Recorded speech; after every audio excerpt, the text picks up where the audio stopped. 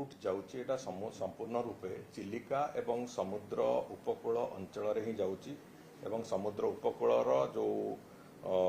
रास्ता जेमिति जिबा कथा कोस्टाल हाईवे से भलिया ही जाउची। मु भाबुची जो बाबू माने कहउचंती से बाबू माने थरे तार जो मैप अछि से मैप टाकू एवं गूगल मैप ऊपर ताकू सुपर इम्पोज करी थरे देखंतु तारपरे तांकर ज्ञान उदय होला पर से कहिबे। आज मु कहबा को चाहे दीर्घ 14-15 वर्ष धरिकी जो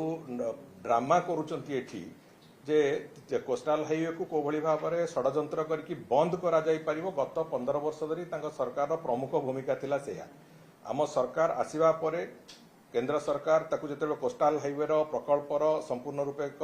नुआ रूपरेख नेकी ताकू केमिति आसीबो सेति आरंभ कले माननीय प्रधानमंत्री एटा गोटे स्वप्नर प्रकल्प थिला कोस्टाल हाईवे सब जगह हवा कथा से कथा को तार रूट को कोस्टाल हाईवे जो अलाइनमेंट होता से अलाइनमेंट जोटा गोपालपुर बाहर थिला ताकू बारंबार विभिन्न समय रे षड्यंत्र करके बंद करके रखिबा प्रकल्प को एवं से प्रकल्प को कोनोसी प्रकार सहयोग न करिबा अलाइनमेंट प्रस्तुत रे भी राज्य सरकार असहयोग करिबा ये कथा को किए करुला से प्रश्नर उत्तर तो निजे दियंतु। तेणुकरी आज जदि कोस्टाल हाईवे रामेश्वर जाउची गोपालपुर परिवर्ते सेतिरे सबुठू बड़ षड्यंत्रकारी होचंदी बिजु जनता दल एवं जो बंधु आमर जे प्रेस कॉन्फ्रेंस करचंती से सेतिरे गोटे मेजर गेम खेलीचंती। तांकर ब्रह्मगिरी को अंचल देखि गले तांकर निजस्व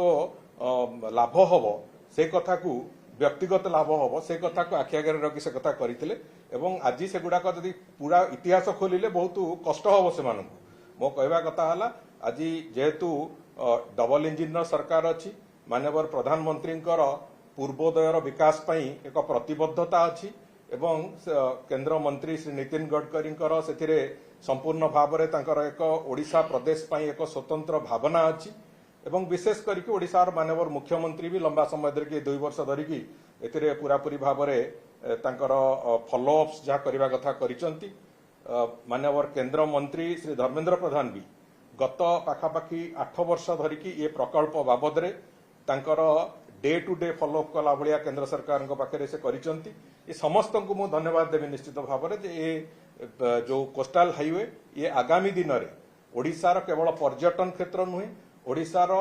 कमर्शियल डेवलपमेंट इकोनॉमिक डेवलपमेंट रे एक प्रमुख भूमिका नब से दृष्टिकोण कोस्टाल हाईवे को जहाँ आज एक रूपरेख नवा को आरंभ करिछि आकु स्वागत करने बदल में जो माने आकु विरोध करने को पार्टी खोलुचंती से माने ओडिशार विकास विरोधी ओडिशार विकास हो बोली से माने चाहती नहीं एवं ओडिशार स्वार्थ विरुद्ध में षड्यंत्र करथिबा लोक माने एई भलिया लोक माने एक कथा को विरोध करि परिबे। एब्सोल्युटली नुहे एब्सोल्युटली जो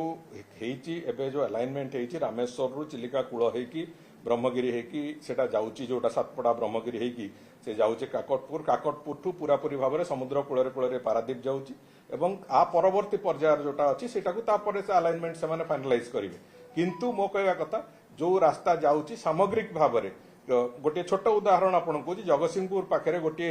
जगार जोठी की गाँ लोक मैंने चाहते भितर को जावाक किंतु अलाइनमेंट सरकार फ्रीज करेले जेटा सेटा समुद्र कूल ही जीव तेणुक समस्त जगार एटा तार जो कोस्टाल हाईवे रो जो स्वरूप रहा कथा जो स्वभाव रहा कथा से स्वभाव संपूर्ण रूपे मेंटेन होती एथिरे निश्चित भाव में इकोनॉमिक ग्रोथ पई एक नुआ रास्ता खोलिबो एवं यार जो कनेक्टिविटी डेवलप करिछि से कनेक्टिविटी अनेक समय रे विभिन्न अंचल को तार इकोनॉमिक ग्रोथ दबा पई एक नुआ रास्ता एवं नुआ तरीका खोलेबो।